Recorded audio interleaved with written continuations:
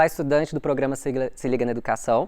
Seja bem-vindo e seja bem-vinda a mais uma aula de Geografia. Meu nome é Jean Cássio e hoje nós iremos estudar sobre as formações vegetais.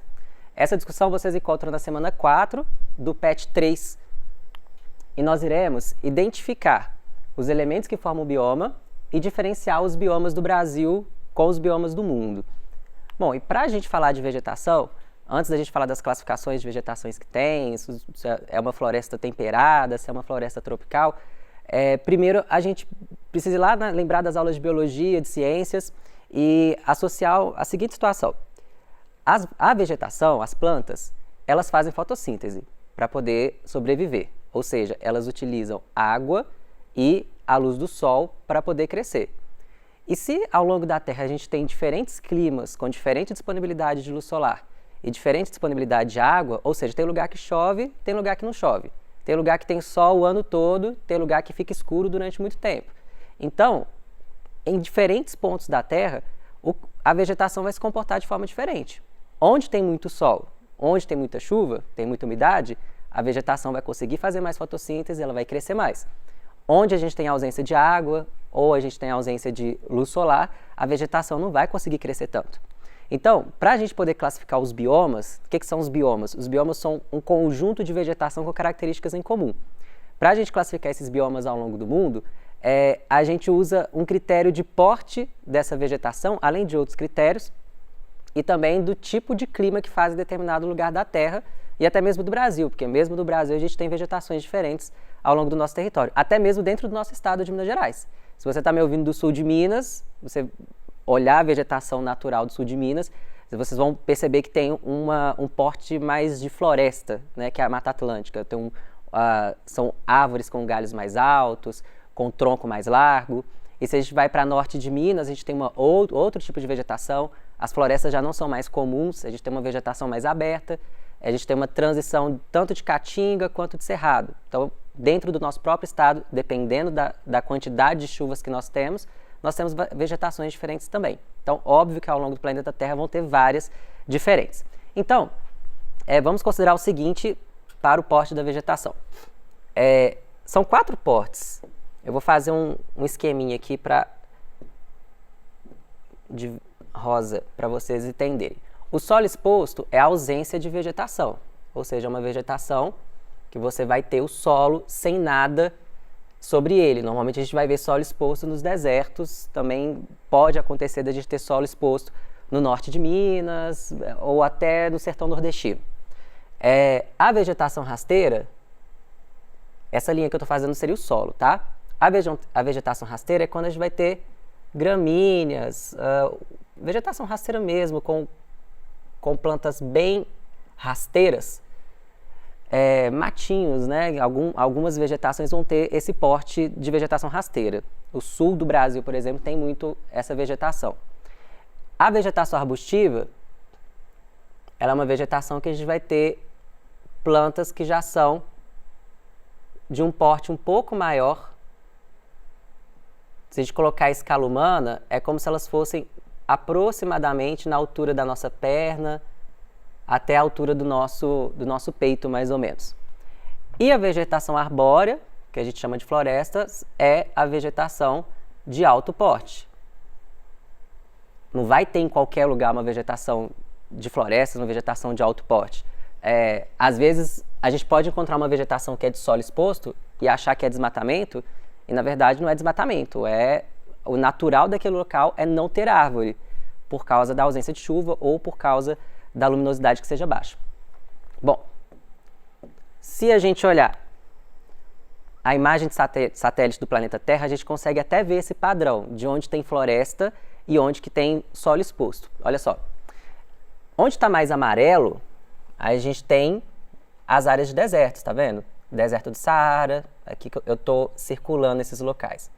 Deserto da Arábia, deserto da Ásia Central, o deserto de Vitória, na Austrália, deserto do Kalahari, deserto do Atacama, tá vendo? Todas essas áreas, o meio oeste americano e no México também, todas essas áreas a gente consegue ver as imagens de satélite projetando um tom meio amarelado, meio bege, marrom, que é exatamente o solo exposto. São rochas, são grãos de areia, argila, etc. Em outros locais, eu vou fazer aqui deixa eu ver uma cor que vai dar um contraste legal, vermelho.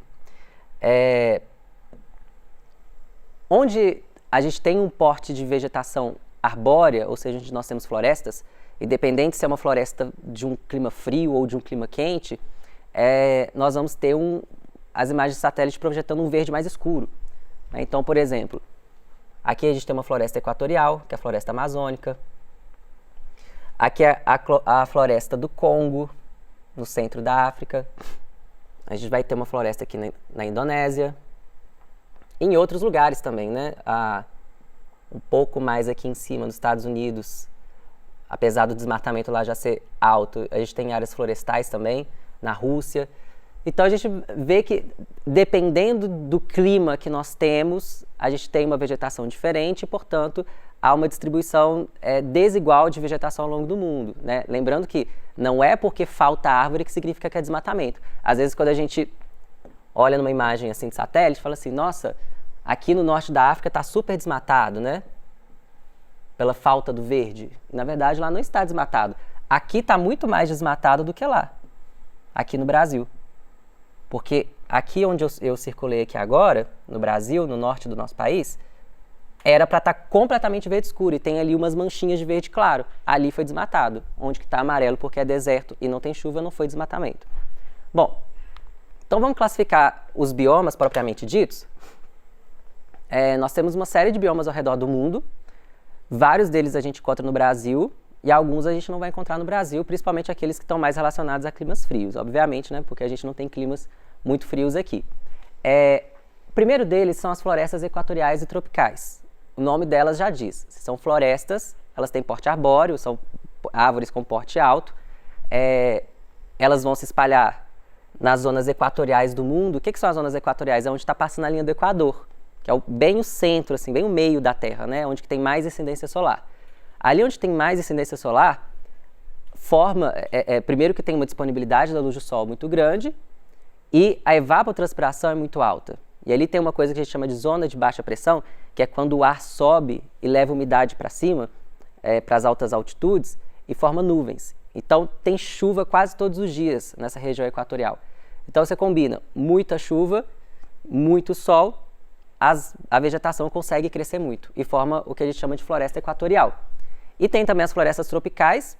O clima tropical ele tem uma característica de ser assim, o verão chove muito, mas o inverno é mais seco. Isso é muito típico do clima tropical. Inclusive, nós aqui em Minas Gerais, a maior parte do nosso estado, a gente lida com um inverno muito seco.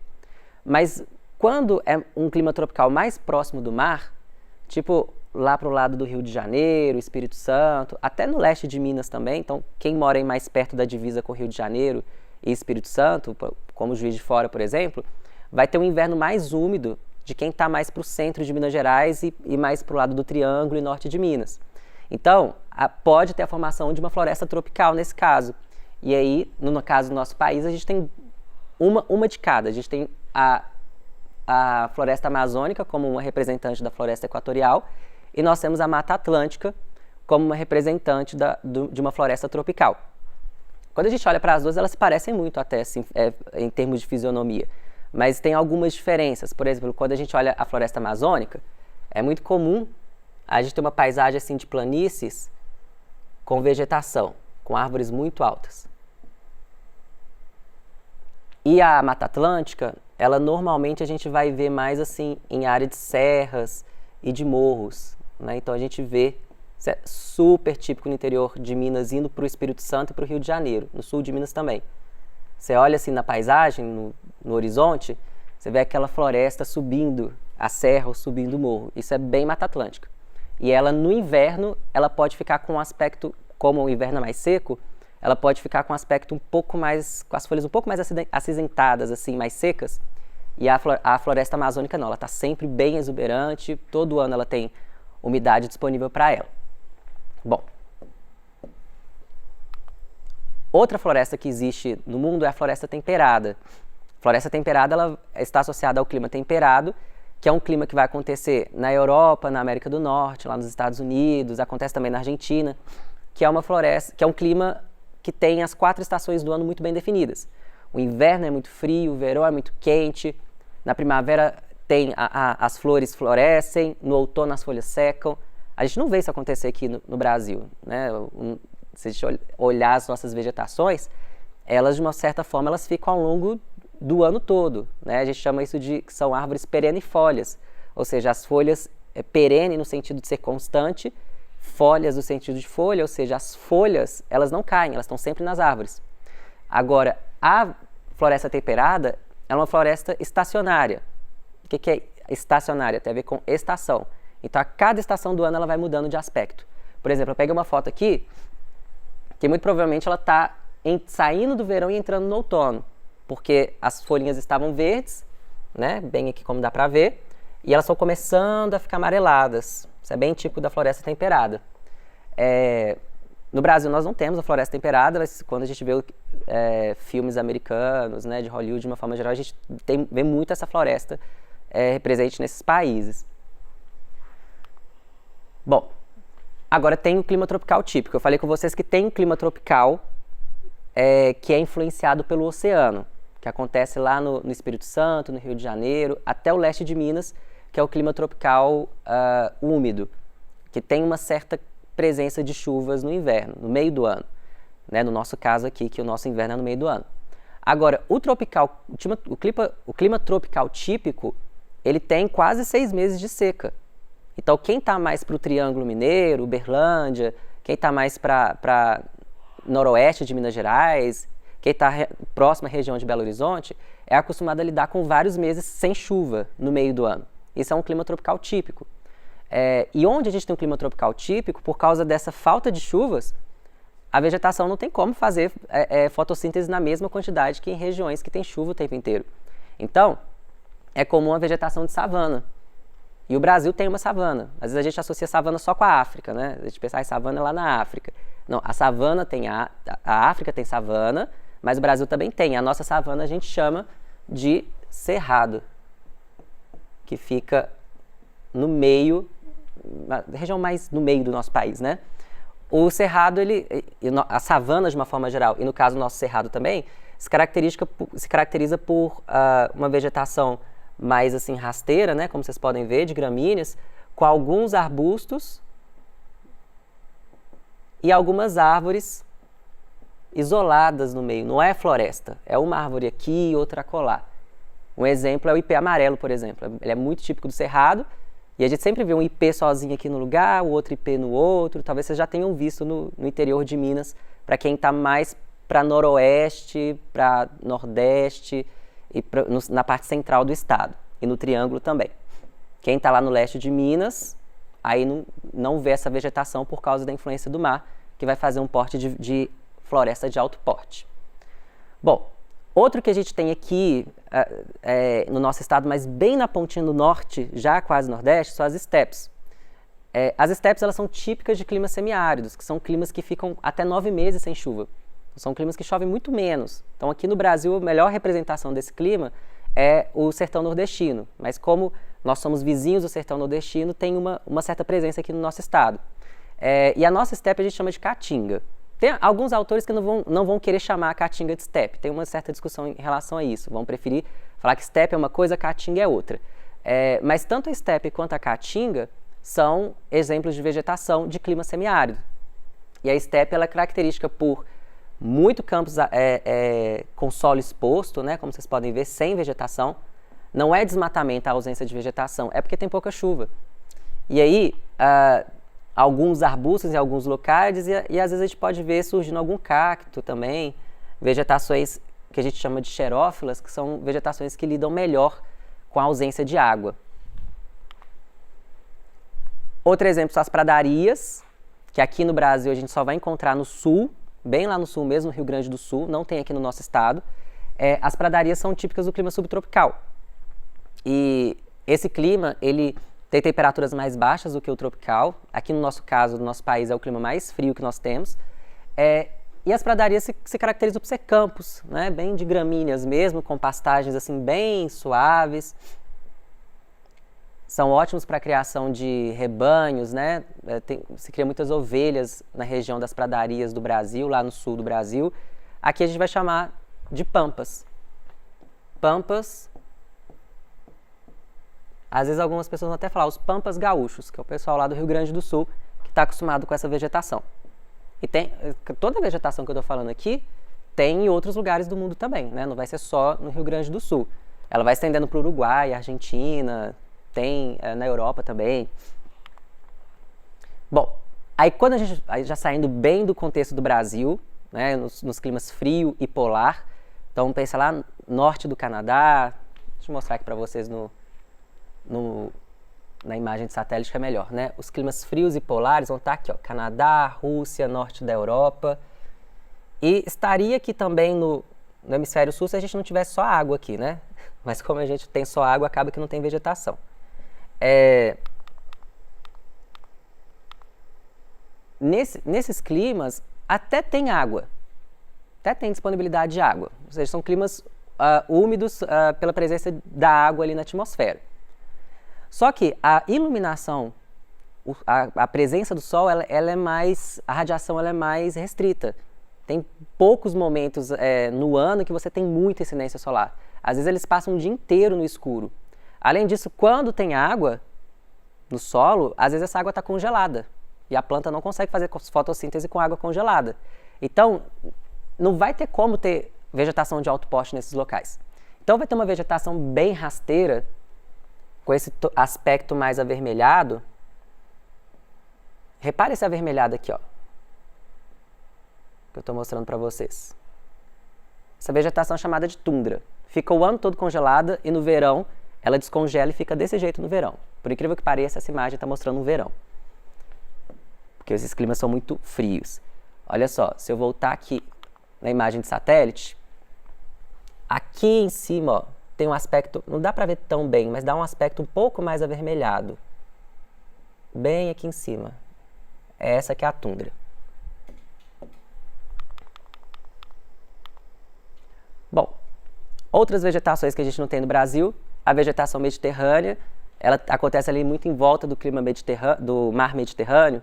É uma vegetação muito propícia para plantação de videiras, plantação de oliveiras para produção de vinho, de azeite. É bem comum ali na Itália, na Espanha.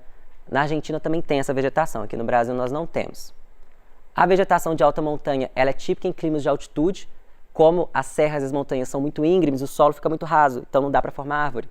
Então é uma vegetação bem rasteira, que são esses campos de altitude, a gente vai encontrar em altas montanhas e encontra no alto das serras também. Aqui em Minas Gerais, quem mora ali perto da Serra do Itatiaia, na região do Pico das Agulhas Negras, vai encontrar uma vegetação parecida com essa no alto das serras. A vegetação desértica, obviamente, como é um clima árido, não chove, é uma vegetação apenas de solo exposto. A gente não vê presença de vegetação, mas a gente classifica como um bioma também. Bom, então dito tudo isso, vamos fazer uma atividade que vocês vão encontrar é o exercício 2 da semana 4 do PET 3. Aí tem uma tirinha do tucano ecologista, em águas da Mata Atlântica. E ele fala, ele está conversando com uma minhoquinha, né? E ele fala assim: de toda a floresta original da nossa Mata Atlântica, restou somente 7%. E é real oficial, só tem 7% da área original da Mata Atlântica hoje. A gente desmatou 93% da floresta original. Aí a minhoca fala, nossa... E ele continua, hoje a Mata Atlântica cobre o litoral e parte do interior do Brasil, inclusive parte aqui de Minas Gerais. A Mata Atlântica oferece água para boa parte da população do Brasil. Onde tem floresta, tem água. Aí a minhoquinha pergunta, e o desmatamento e a poluição? Ele continua, infelizmente isso ameaça a floresta, seca os rios e causa deslizamentos. Sem água não existe vida e equilíbrio. E a minhoquinha termina dizendo, e sem Mata Atlântica o Brasil fica sem água. Então, a partir dessa tirinha, veja essa tirinha e encontre a resposta correta. A. As florestas tropicais, como a Mata Atlântica, são áreas de vegetação muito preservadas. B. Tem espécies vegetais homogêneas. C. São constantemente ameaçadas por desmatamento. Ou D. São encontradas em todos os continentes. A resposta correta vai ser a letra C. que essas florestas, como a Mata Atlântica, são constantemente ameaçadas por desmatamento para extração de madeira, entre outras atividades.